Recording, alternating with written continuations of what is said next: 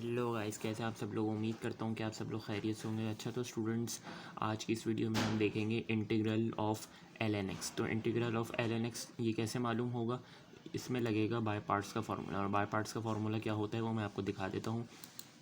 Bye parts का formula होता है यू हो गया, यू के बाद इंटीग्रल ऑफ वी, फिर माइनस फादर ऑफ इंटीग्रल, फिर u का डेरिवेटिव, फिर इंटीग्रल ऑफ v। तो ये होता है आपका बाय पार्ट्स का फॉर्मूला। तो अब इसमें हम u किसको लें और v किसको लें।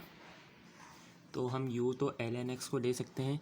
u हम हमेशा उसको लेते हैं जिसका डेरिवेटिव लेना आसान हो और इंटीग्रल लेना मुश्किल हो। तो ये एल एन एक्स का डेरिवेटिव तो आसान होता है, तो इसलिए हम इसे u ले लेंगे। और फिर v हम किसको लेंगे, यहाँ पे तो कुछ है ही नहीं, यहाँ पे तो सिर्फ एल एन एक्स है, तो हम v किसको लेंगे। एक बात हमेशा याद रखिएगा, जब कुछ नहीं होता तो जाहिर सी बात है वो हमेशा 1 से मल्टीप्लाई हो रहा होता है, यानी वो अपने आप से ही मल्टीप्लाई हो रहा होता है। ठीक है, तो v आ जाएगा आपका 1, यानी कि 1 हमारा v हो जाएगा। और 1 का इंटीग्रल बहुत आसान होता है, आपको पता है किसी भी कांस्टेंट का इंटीग्रल हमेशा x ही होता है।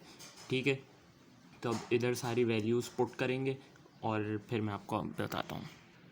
तो अभी मैं कुछ नहीं कर रहा, फार्मूले में सारी चीज़ें पुट कर रहा हूँ। तो u की जगह पे आ जाएगा एल एन एक्स, जिसको हमने u सपोज़ किया था। ये देख सकते हैं u एल एन एक्स, तो यहाँ पे मैंने एल एन एक्स लिख दिया। फिर इंटीग्रल ऑफ v है, तो इंटीग्रल का साइन देंगे और v की जगह 1 लिख देंगे, माइनस फादर ऑफ इंटीग्रल और u का डेरिवेटिव, यानी कि u हमने एल एन एक्स को लिया था, यानी कि इसका हमें डेरिवेटिव लेना होगा। और फिर इंटीग्रल ऑफ v यानी कि 1 लिख देंगे। तो चलिए अब इसे सॉल्व करना शुरू करते हैं।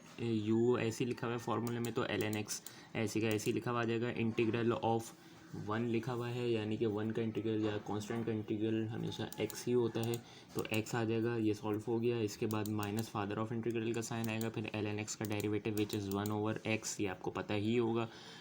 इसके बाद इंटीग्रल ऑफ 1, यानी कि इंटीग्रल ऑफ 1 हमेशा जो है वो कांस्टेंट ही होता है। कांस्टेंट का जो है वो हमेशा x ही होता है। और अगर आप यहाँ देखें x और x वाली जगह में, ये x से जो x है वो कैंसिल हो जाएगा।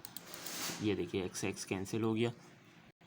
तो अब हम इसको कुछ इस तरीके से लिख सकते हैं कि एल एन एक्स वैसा का वैसे ही आ जाएगा, dot x minus father of integral, और x जब हमने कैंसिल कर दिया तो यहाँ पे सिर्फ बच जाएगा 1। तो इसे फर्दर सॉल्व करेंगे, एल एन एक्स का एल एन एक्स आ जाएगा, डॉट x आ जाएगा, और माइनस इंटीग्रल ऑफ 1 x होता है, x आ जाएगा। और फिर आखिरी में हम, आपको पता है इंटीग्रेशन में प्लस c लिख देते हैं, जो कि इंटीग्रेटिंग कांस्टेंट होता है, तो वो आ जाएगा।